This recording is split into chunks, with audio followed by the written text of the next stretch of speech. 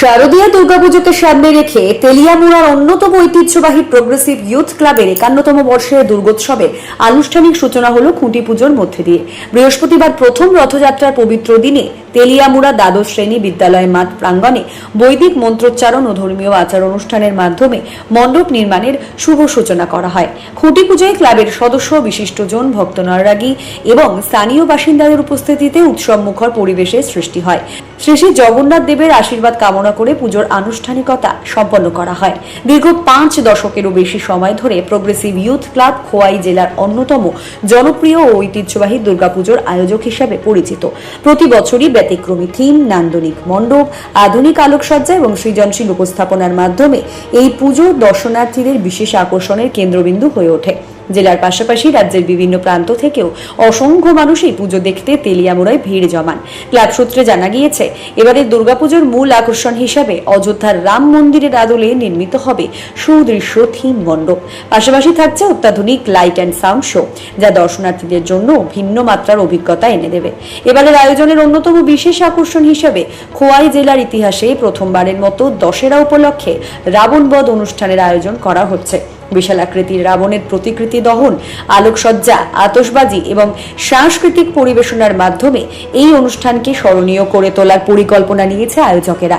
উদ্যোক্তাদের আশায় এই অভিনব উদ্যোগ তেলিয়ামুড়া ছাড়িয়ে সমগ্র খোয়াই জেলার মানুষের কাছে অন্যতম আকর্ষণ হয়ে উঠবে।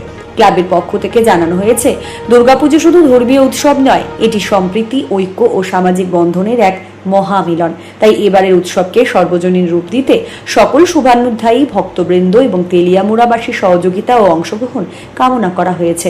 খুঁটি পুজোর মধ্যে দিয়ে আনুষ্ঠানিক সূচনার পর এখন পুরোদমে শুরু হবে মণ্ডপ নির্মাণ, থিম বাস্তবায়ন, আলোকসজ্জা ও অন্যান্য প্রস্তুতির কাজ। আয়োজকদের প্রত্যাশা, প্রোগ্রেসিভ ইউথ ক্লাবের 51তম বর্ষের দুর্গোৎসব এবছর তেলিয়ামুড়া তথা খোয়াই জেলার অন্যতম দর্শনীয় ও আকর্ষণীয় পুজো হিসাবে আত্মপ্রকাশ করবে। নমস্কার, আমি প্রথমেই আমাদের সকলের প্রিয় ঐতিহ্যবাহী প্রোগ্রেসিভ ইউথ ক্লাবের পক্ষ থেকে তেলিয়ামুড়া সহ গোটা রাজ্যবাসীকে আজকে শ্রী শ্রী জগন্নাথ দেবের পবিত্র রথযাত্রার পুণ্যতিথিতে রথযাত্রা এবং শুভ শারদীয়ার আগাম প্রীতির শুভেচ্ছা ও অভিনন্দন জ্ঞাপন করছি।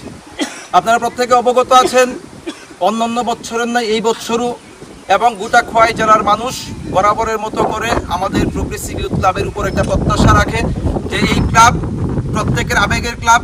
এই ক্লাব আমাদের বাঙালির যে শ্রেষ্ঠ উৎসব দুর্গোৎসব, এই দুর্গোৎসবে তাদের একটা চমকপ্রদ আয়োজন থাকবে, যে আয়োজনে গোটা জেলার মানুষ পুজোর দিনগুলিতে আনন্দের সাথে পরিবারকে সাথে নিয়ে অনাবিল আনন্দে তারা মেতে উঠতে পারবে।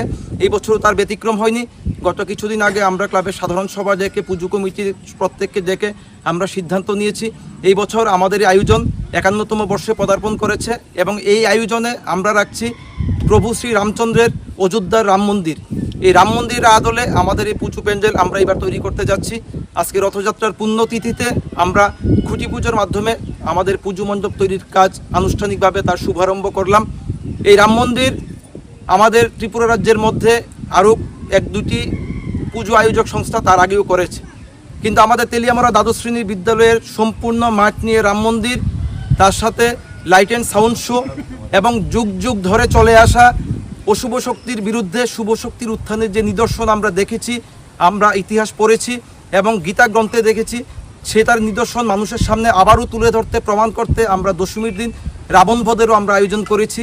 আমাদের এই আয়োজনে আমি চাইব তেলিয়ামুড়া সহ গোটা রাজ্যবাসী, খোয়াই জেলাবাসী প্রত্যেকে যেন তাদের এই উপস্থিতিতে আমাদের আয়োজন নন্দিত হয়ে উঠুক এবং গোটা তেলিয়ামুড়াবাসীর কাছে আমরা করজোড়ে আহ্বান করছি, বিগত দিনগুলিতে আপনারা যেইভাবে সহযোগিতা আমাদের এই ক্লাবকে করেছেন, এই বছরও তার ব্যতিক্রম হবে না।